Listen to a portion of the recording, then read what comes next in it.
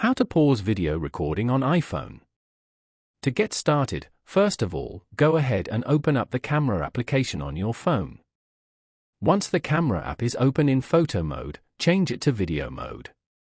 To begin recording, simply tap the red record button at the bottom of the screen. You will see the timer start counting at the top, indicating that the recording is active. While the video is recording, you will notice a new white circle icon with a pause symbol appear in the bottom left corner of the screen. Tap this icon to pause your recording. A red paused label will appear at the top.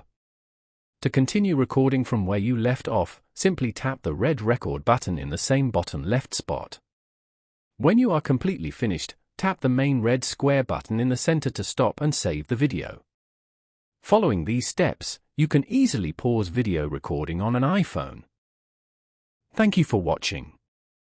Please leave a like if this tutorial helped you, or leave a comment below if you have any questions related to the video.